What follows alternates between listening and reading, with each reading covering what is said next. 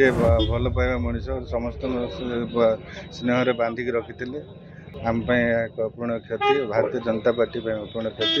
ସେୟା ନୁହେଁ, ଗୋଟେ କୁଇ ଭାଷା ଭଳି ଭାଷାରେ ରିସର୍ଚ୍ଚ କରିକିରି ତିନୋଟି ବହି ନିଜେ ଲେଖିଛନ୍ତି। ଆମର ଭାରତୀୟ ଜନତା ପାର୍ଟି ପାଇଁ କନ୍ଧମାଳ ଜିଲ୍ଲାର ଭାରତୀୟ ଜନତା ପାର୍ଟି ଅତ୍ୟନ୍ତ ଦୁଃଖର ଦିନ ଏବଂ ଗୋଟେ ଆମର ଅପୂର୍ଣ୍ଣ କ୍ଷତି ହେଇଗଲା, ଯିଏକି ଦୀର୍ଘ ଦିନ ଧରି କନ୍ଧମାଳ ଜିଲ୍ଲାର ନେତୃତ୍ୱ ନେଇଥିଲେ ଏବଂ ସେ ଦୁଇ ଥର ବିଧାୟକ ହେଇଥିଲେ, ଦୁଇ ଥର ଜିଲ୍ଲା ସଭାପତି ବି କାର୍ଯ୍ୟ ନିର୍ବାହ କରିଛନ୍ତି। ସେ ଅତ୍ୟନ୍ତ ଭଦ୍ର ଲୋକ ଏବଂ ମେଳାପୀ ଲୋକ ଏବଂ ତାଙ୍କର ଯେଉଁ କାର୍ଯ୍ୟଦକ୍ଷତା ବଳିଷ୍ଠ ସଂଗଠନ ଯୋଗୁଁ ସେ ଦୁଇ ଥର ବିଧାୟକ ଭାବରେ ବି ନିର୍ବାଚିତ ହେଇଥିଲେ ଏବଂ ସେ ତାଙ୍କ ସମୟରେ ଜିଲ୍ଲା ପାଇଁ ନିଶ୍ଚିତ ଭାବରେ ଯେପରି ଜିଲ୍ଲାର ବିକାଶ ପାଇଁ ବହୁତ କାମ କରିଛନ୍ତି ଏବଂ ଏହା ଆମ ଜିଲ୍ଲାର ଭାରତୀୟ ଜନତା ପାର୍ଟି ଅପୂର୍ଣ୍ଣ କ୍ଷତି। ତାଙ୍କ ସାଙ୍ଗରେ ସେ କିଛି ଦିନ ହେଲା ତାଙ୍କର କିଡ଼ନୀ ପ୍ରୋବ୍ଲେମ୍ ଯୋଗୁଁ ଅସୁସ୍ଥ ଥିଲେ। ତାଙ୍କର କିଡ଼ନୀ ଟ୍ରାନ୍ସପ୍ଲାଣ୍ଟ ହେବା କଥା 29 ତାରିଖରେ, ତାଙ୍କର ମେଡ଼ିକାଲରେ ଆଡ଼ମିଟ୍ ହେବା କଥା, କିନ୍ତୁ ତା ପୂର୍ବରୁ ଏଭଳି ଘଟଣା ଘଟିଲା। ସେଥିପାଇଁ ଆମେ ଜିଲ୍ଲାର ସମସ୍ତ କାର୍ଯ୍ୟକର୍ତ୍ତା ବହୁତ ଦୁଃଖରେ ମର୍ମାହତ ଏବଂ ତାଙ୍କର ଆତ୍ମାର ସଦ୍ଗତି କାମନା କରୁଛୁ।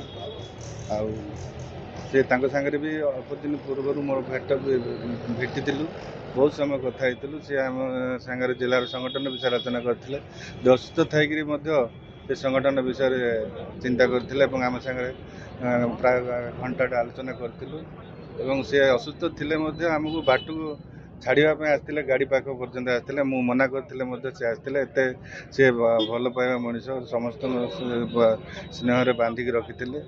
ଆମ ପାଇଁ ଏକ ଅପୂର୍ଣ୍ଣ କ୍ଷତି, ଭାରତୀୟ ଜନତା ପାର୍ଟି ପାଇଁ ଅପୂର୍ଣ୍ଣ କ୍ଷତି। ତାଙ୍କର ଆତ୍ମାର ସଦ୍ଗତି କାମନା କରୁଛୁ।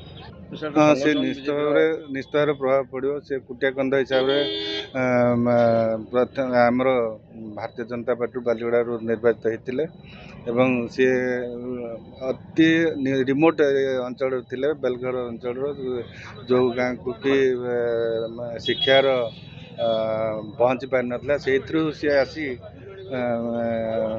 ଗ୍ରାଜୁଏସନ୍ ବି କରିଥିଲେ ଏବଂ ଶିକ୍ଷାଗତ ଯୋଗ୍ୟତା ବି ତାଙ୍କର ଥିଲା।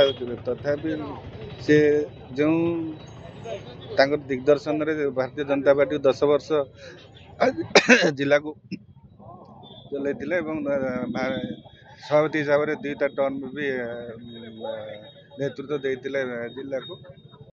ଆମେ ସମସ୍ତେ ଗତକାଲି ଖବର ପାଇଲୁ ଯେ କରେନ୍ଦ୍ର ମାଝୀ, ଯେ ଦୁଇ ଥରର ବିଧାୟକ ଏବଂ 2 ଥର ସଭାପତି କନ୍ଧମାଳ ଜିଲ୍ଲାରେ ଥିଲେ, ତାଙ୍କର ଦେହାନ୍ତ ଖବର ଏ କନ୍ଧମାଳ ଅଞ୍ଚଳରେ ଶୋକର ଛାୟା ଖେଳାଇ ଦେଇଛି। ସମସ୍ତେ ମର୍ମାହତ ଯେ ଗୁମା ଭଳି ଗୋଟେ ନିପଟ ମଫସଲ ଅଞ୍ଚଳରୁ ଆସିକରି ରାଜ୍ୟରେ କନ୍ଧମାଳର ନାଁକୁ ରଖିବା ଏବଂ ଖାଲି ସେୟା ନୁହେଁ, ଗୋଟେ କୁଇ ଭାଷା ଭଳି ଭାଷାରେ ରିସର୍ଚ୍ଚ କରିକିରି ତିନୋଟି ବହି ନିଜେ ଲେଖିଛନ୍ତି ଏବଂ ଆଦିବାସୀ ସମ୍ପ୍ରଦାୟର ଜୀବନ ଜୀବିକାଠୁ ଆରମ୍ଭ କରି ସବୁ ସମସ୍ୟା ସହିତ ଠିଆ ହେଇଥିବା ବ୍ୟକ୍ତିତ୍ୱ ଏବଂ ନେତୃତ୍ୱ ହେଉଛି କରେନ୍ଦ୍ର ମାଝୀ। ତେଣୁ ତାଙ୍କର ବିୟୋଗରେ ଅପୂରଣୀୟ କ୍ଷତି ଘଟିଛି। କେବଳ ଭାରତୀୟ ଜନତା ପାର୍ଟିର ନୁହେଁ, କନ୍ଧମାଳ ପାଇଁ ଅପୂରଣୀୟ କ୍ଷତି ତଥା ଦେଶ ପାଇଁ, ସମାଜ ପାଇଁ, ଓଡ଼ିଶା ପାଇଁ ଏ ଅପୂରଣୀୟ କ୍ଷତିକୁ ପୂର୍ଣ୍ଣ କରାଯାଇପାରିବ ନାହିଁ।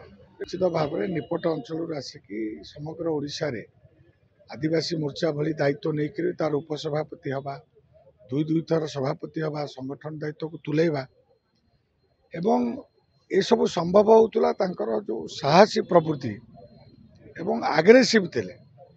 ଯେତେବେଳେ ବିଜେପି କିଛି ନଥିଲା ସେତେବେଳେ ଭରସିକି ଲୋକମାନଙ୍କ ପାଇଁ କାମ କରିବା, ଅଫିସରମାନଙ୍କ ପାଖରେ ଯାଇ ଠିଆ ହେବା, ସାଧାରଣତଃ ଗୋଟେ ସାଧାରଣ ପରିବାରରୁ ଆସିକି ଏଭଳି ଦାୟିତ୍ୱ ନିଭେଇବା ବହୁତ ବିରଳ, ଯେଉଁଠାରେ ସିଏ କରିଛନ୍ତି। ତେଣୁ ଆମେ ପ୍ରକାର ଦୁର୍ଦ୍ଦିନରେ ତାଙ୍କର ନିଶ୍ଚିତ ଭାବରେ ତାଙ୍କର ପରିବାର ବର୍ଗ କିଭଳି ଭାବରେ ଧୈର୍ଯ୍ୟ ଓ ସାହସର ସହିତ ଏ ପ୍ରକାର ଯେଉଁ ଗୋଟେ ଅଘଟଣ ଘଟିଲା ତାକୁ ମୁକାବିଲା କରିବେ, ତାଙ୍କୁ ଧୈର୍ଯ୍ୟ ସାହସ ପ୍ରଭୁ ଭଗବାନ ଦିଅନ୍ତୁ, ଏଇଟା ମୁଁ ପ୍ରାର୍ଥନା କରୁଛି ଏବଂ ଆଶା ରଖୁଛି ଯେ ସମଗ୍ର ବିଜେପି ପରିବାର ତାଙ୍କ ପରିବାର ସାଥିରେ ଅଛି ରହିବ।